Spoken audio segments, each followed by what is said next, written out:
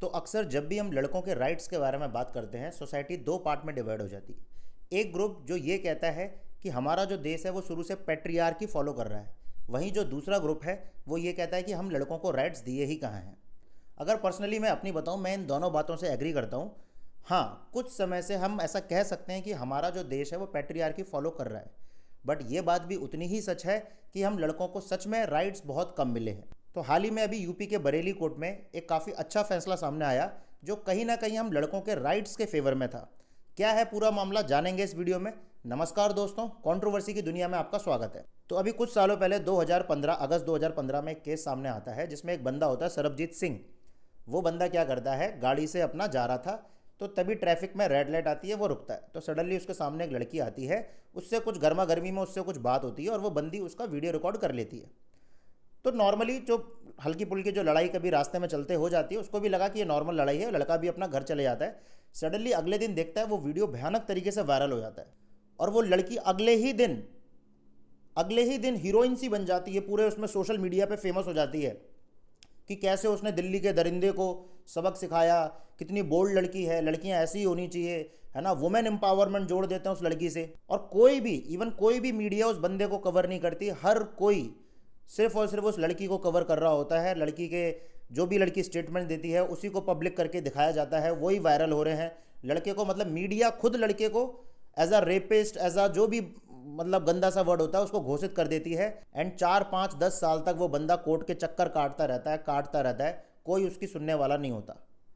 And finally court का 4 5 साल बाद कोर्ट अपना वर्डिक्ट देती है लड़के के फेवर में और वो ये बोलती है कि लड़का निर्दोष है, लड़के ने कुछ भी नहीं किया। तो मतलब हम कितना ज़्यादा फ्रस्ट्रेटेड हैं अपने आप से, कितना ज़्यादा हम लोग एक्साइटेड रहते हैं चीज़ों को बिना सोचे समझे, बिना जाने अपने सिर्फ वर्डिक्ट्स देते रहते हैं। हमारी जो मीडिया है वो भी इस टाइप के केस दिखाती है दूसरे पक्ष को जाने बिना। वहीं एक और केस इससे 1 साल पहले का जो रोहतक केस था, यहाँ पे रोहतक की जो 2 लड़कियां हैं उनका एक वीडियो वायरल होता है जिसमें ये लड़कियां कुछ लड़कों के साथ मारपीट करते हुए नजर आती हैं बस में। अगले ही दिन पूरे सोशल मीडिया पे हर जगह, फेसबुक, इंस्टाग्राम और टीवी चैनल्स पे हर जगह इन लड़कियों को ब्रेव हर्ट करके दिखाया जाता है। सडनली उसका कुछ दिनों बाद एक और वीडियो वायरल होता है जहाँ पे ये लड़कियाँ फिर से किसी को पीट रही होती हैं भयानक तरीके से। भाई साहब, वाह भाई इन लड़कों की।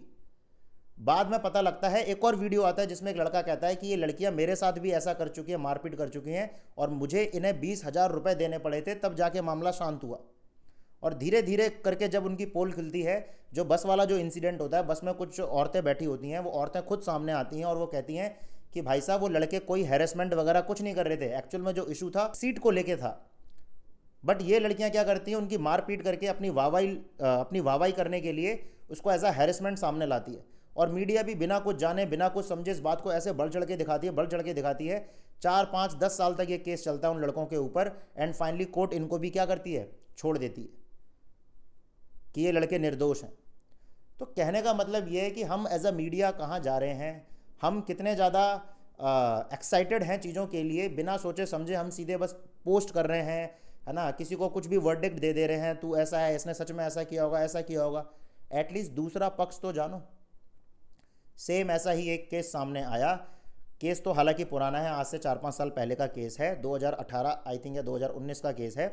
होता क्या है, एक लड़की आरोप लगाती है एक लड़के के ऊपर जिसका नाम है अजय कुमार। उस पर आरोप लगाती है कि इसने मुझे नशीले पदार्थ दे के दिल्ली में ले जाके किसी रूम में मेरे साथ इसने रेप किया, मेरी किडनैपिंग की, और उस पर ये आरोप लगते हैं। एंड लड़के को पुलिस पकड़ती है और उसके ऊपर केस चलता है, लड़के को जेल में डाल दिया जाता है। 4 साल से वो लड़का जेल में है। जब इस लड़की से और ज़्यादा पूछताछ की जाती है तो लड़की अपने बयानों से मुकर जाती है, कहती है नहीं, इसने मेरे साथ कोई भी रेप नहीं किया, मेरे को कोई किडनैपिंग नहीं हुई है। और वो बंदा 4 साल से 4.5 साल से जेल में है। इस केस में जो ये कोर्ट है, उत्तर प्रदेश की जो बरेली कोर्ट है, वो लड़की के अगेंस्ट फैसला सुनाते हैं और कोर्ट ये कहती है कि 4 साल जितने भी सालों से ये बंदा जेल में था, भुगत रहा था, सेम अब तुम्हें भी सफ़र करना पड़ेगा। एंड कोर्ट इस लड़की को 4.5 साल की सज़ा सुनाती है और बदले में 6 लाख रुपए, समथिंग अराउंड कुछ 5,88,000 करके 5,88,000 रुपये कुछ होता है, जुर्माना लड़की पे लगाती है और कहती है कि अगर तुमने ये जुर्माना नहीं दिया तो तुम्हारी सज़ा 6 महीने और बढ़ जाएगी।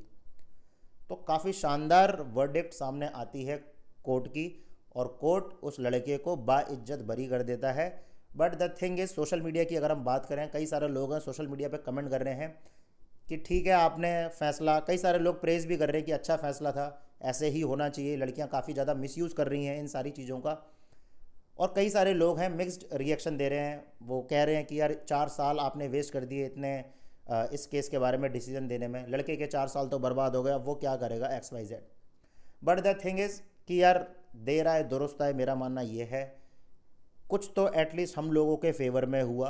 एटलीस्ट वो लड़कियां जो सच में इन सारे लॉज, इन सारे रूल्स जो लड़कियों के फेवर में बनाए गए थे ताकि लड़कियां अपना बचाव कर सकें, कुछ लोग हैं जो कर रहे हैं लड़कियों के साथ मिसबिहेव, बट वहीं कुछ लड़कियां भी हैं जो अपने इन रूल्स और लॉज का गलत फ़ायदा उठा के लड़कों को काफ़ी ज़्यादा परेशान कर रही हैं, अपनी मनचाही बात मनवा रही हैं, और जब लड़के उनकी बात नहीं मानते हैं तो ये उन पे केस कर देती हैं। खैर, आपका इस बारे में क्या कहना है? क्या आपको उत्तर प्रदेश की बरेली कोर्ट ने जो फैसला सुनाया, क्या आपको ये फैसला अच्छा लगा? कमेंट में हमें बताइए, और चैनल को सब्सक्राइब कर लीजिए, हम ऐसी वीडियोज़ आप तक लाते